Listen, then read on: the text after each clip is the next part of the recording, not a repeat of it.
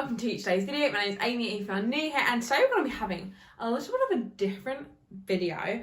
I'm basically going to sit down and talk to you about the books I've read in the last couple of months and tell you a little bit about them, and then if you guys want to read them, you might think, I want to get them books, they seem like good books, because you might be booking a holiday, you might be going somewhere sunny and you want to lay by the pool and read a book. So I'm here to tell you what books you should be reading.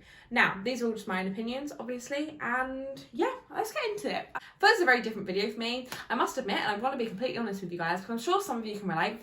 I am an awful reader. It takes me forever. I have to go back and read bits. It doesn't, like, unless the room is completely silent, things won't go in. I always struggle with reading at school, and reading was something I was never into at all. Now, I really truly believe that the reason I didn't get into reading as much when I was a little bit older is because I was just reading the wrong books. I instantly went to fiction and was hoping to fall in love with these stories, but I really didn't. I find that unless I'm really passionate about something, I don't want to sit there and be watching it. And I feel like that's the same with things I watch online and things I interact with. I don't watch much TV. I don't, watch much things at all, because I just find that nothing really grips me, apart from the select few subjects I'm really passionate about. And when I'm really passionate about something, I want to learn literally everything about it. And that is kind of the theme with these books. So a lot of them are quite feminist, a lot of them are very sex positive and just about how to be a good person, a good ally, and that sort of thing. So without further ado, let's get into my favourite books I've read since October. I've taken up my glasses because I know sometimes it ruins the focus on the camera a little bit, but the first book I actually don't have with me because my friend Emily has got it at the moment, but it's called Mind the Gap. I'll insert a picture here, and it's basically all about the orgasm gap. If you guys aren't aware of what the orgasm gap is, it's basically about cis heterosexual men tend to orgasm so much more than cis heterosexual women. Hope that makes sense. Basically, if you're having penis and vagina sex, a lot of times the person with the vagina will not orgasm as much as the person with the penis. And that is just bonkers to me. It's something that I feel like we've all grown up kind of knowing. I think as soon as you learn about sex, you kind of learn it's all about the man and all that sort of thing. And you don't really learn in school about kind of all this stuff, how to make it pleasurable. And the whole book is basically just discussing that. Also discussing things like how to create a mood that is right for you, and it basically just makes you really think about your own sexual interactions you've had and just basically about them, and you kind of reevaluate everything. It is one of the books that kind of make you hate men a little bit, but not too much, and it's just a really interesting read, and I found it really interesting. It was something that I was going around telling people facts about. It's full of loads of facts, really good statistics, and it's a nice thing to read. It was really interesting, it's funny, it's not too hard, and it's a really easy book to read. That was one of the first kind of big books I read on this topic, and I found it super interesting, so interesting in fact, that I started reading this book straight after. This is called Vagina, a Re-Education by Lynn Wright. This book is amazing. It's all about vaginas, and it basically tells you all the stuff you didn't know about them. Everything from periods to menopause to sex. It also talks about female genital mutilation, which is a really horrible topic, but something I feel like we all should learn about. And it's full of all things just learning about our bodies. I think it's shocking how little, especially women, know about their bodies, and it's just because we're not taught about it. This book goes into all of that, talking about sex education and how basically women know frighteningly little about our bodies. It also discusses things like things like endometriosis and like things that women go through that don't tend to get diagnosed very quickly or well, and it talks a lot about that. I feel like it's a book that a lot of us can relate to. It's also a good book, I feel like, to read if you are in a relationship with someone with a vagina, because it just teaches you a lot of stuff that we all know. We probably go through all this stuff, but someone who isn't like first-hand experiencing this might not know that. It's a really great book. It's really empowering. It's really interesting. It's funny. It's quite short as well. It's only just I think it's just around 200 pages. It's just super interesting. It says on the back, I'll read you the blurb of the ones I've got. From the earliest childhood, girls are misled about their bodies, encouraged to describe their genitalia with cute and silly names rather than the anatomically correct terms. They grow up feeling ashamed about their periods, about the appearance of their vulvas, about their own desires. Vagina provides girls and women with information they need to know about their bodies, about the vagina, the hymen, the clitoris, the orgasm, about conditions like endometriosis. It confronts taboos such as abortion, miscarriage, infertility, masturbation. It tackles vital social issues like period poverty, female genital mutilation, and the rights of transgender women. It is honest and moving as Lynn Enright shares her personal stories, but this is more than one woman. This book that will provoke thousands of conversations. Sorry, I literally can't read, but that's what it's about. It's really interesting. I really like it. It's not the most subtle book, so if you're someone who's a bit insecure about reading this sort of thing on the train, we shouldn't be. Half of us have got vaginas, so we might as well be talking about them. But yeah, not the most subtle front cover, but super interesting and a really good book. If you've got a vagina or if you know someone who does, then I'd pick it up and read it. It's really good.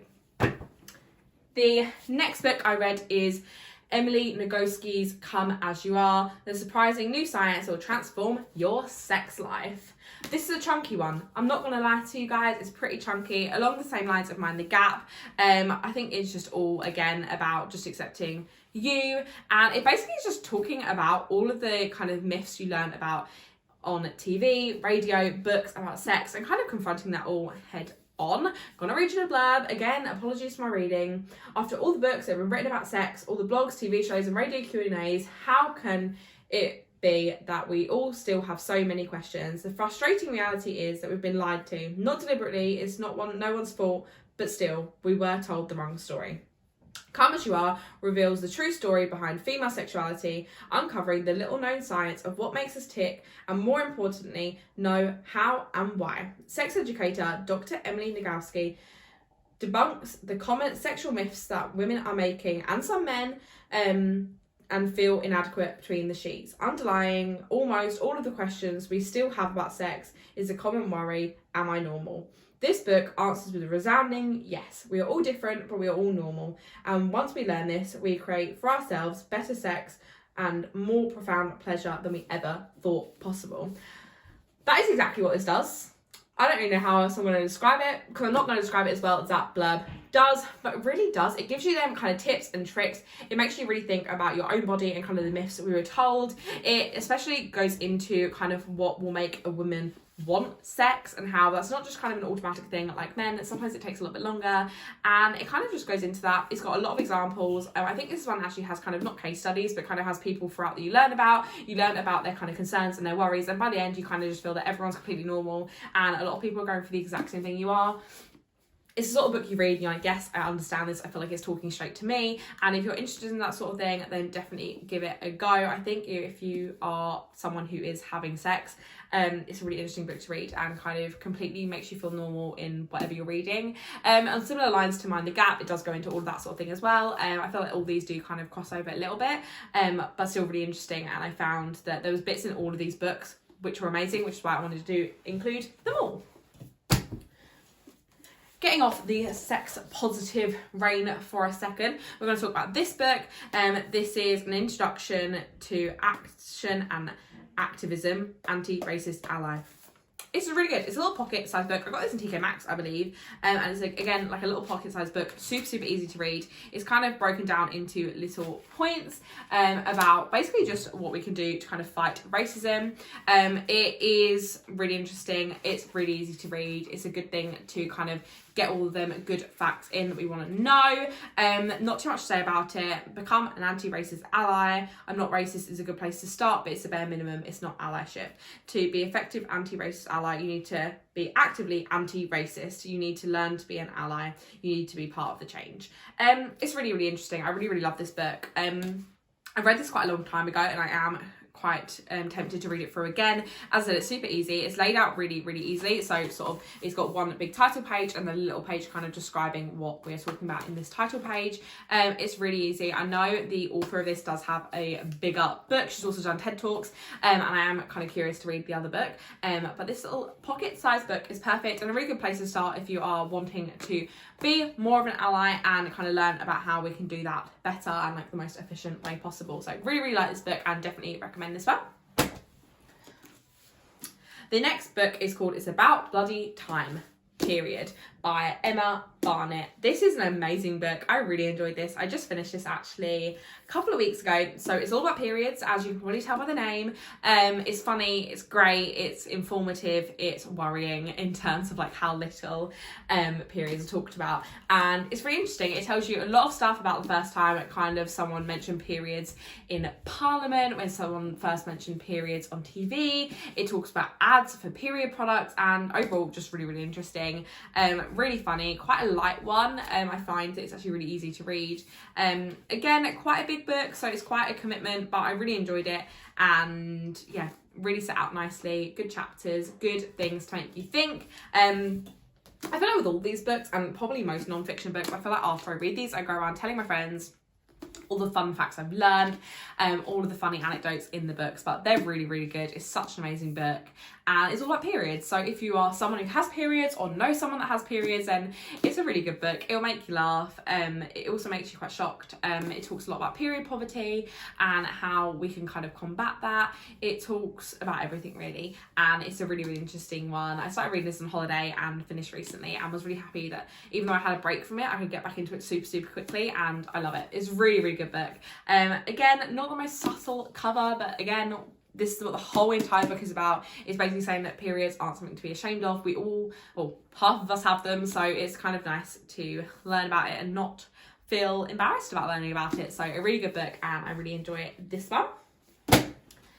Then finally, the book I'm reading at the moment is called Diversify, How to Challenge Inequality and Why We Should. This is a really interesting book. I only just started reading this. I'm kind of only, I'd say, a 6th or 7th through, but really enjoying this. I just took this on holiday with me and was kind of reading a chapter by the pool, and also read some before I went to bed. This one is not as light as the others, fair warning. The words are big. Quite a few of them I don't understand, and I'll be the first to admit that, but it's a really interesting book, and it's already opening my eyes to so many kind of inequalities that I was aware of, but it kind of talks about how we can kind of challenge them, and I hope it goes into more about the kind of things we can do productively to kind of challenge these inequalities that so many face. It kind of goes through and talks about lots and lots of minorities, and it's not kind of specific about one, so it's not just about racism or homophobia or sexism, it's kind of about all of them. It kind of breaks it down super easily. I think each chapter is basically kind of going to try and tackle each one until we work down. It's really interesting, and I'm really interested to get through it a little bit more. As I say, not as kind of funny and as lighthearted as the other ones. I find the feminist books tend to be quite funny, lighthearted. I feel like when you're dealing with something like sex, periods, all that sort of thing, it's quite easy to kind of joke around. We've all got funny stories, but with something like this, inequalities are not funny, and therefore is a bit of a harder read. It is quite emotional and quite sad, but at the same time, I feel like this is things we shouldn't shy away from. We should carry on reading about them and educate as much as we possibly can until we know everything we can about it and how we can learn to kind of challenge it. So this is the last book on the list. I have got quite a few more books ready to read, so I'm really trying to consciously read every night. I'm finding that actually reading every night does help me wind down. I found that I was kind of sitting watching TikToks all night, and that's not the best way to kind of wind down and focus on sleeping, and I find these books really do help me kind of wind down for the night. It's also just a nice activity to have if I'm feeling like I'm getting too much screen time. I really enjoy it, and I know for some of you reading is quite daunting. I know it is for me. I feel like I should be reading these books in a week, and some of these books have literally taken me months to read, and that's completely okay. You shouldn't feel like you have to constantly be reading, and yeah, it's interesting. I feel like if you are someone that wasn't kind of interested in reading but were only kind of trying one kind of genre of books, definitely swap over. Think of something you're passionate about and try and pick up a book on that, because I tell you, reading something you're passionate about is so much easier than reading a story of two people you don't know. So I really enjoy these books, and I hope you guys check them out if any of these tick your boxes on things you like to read.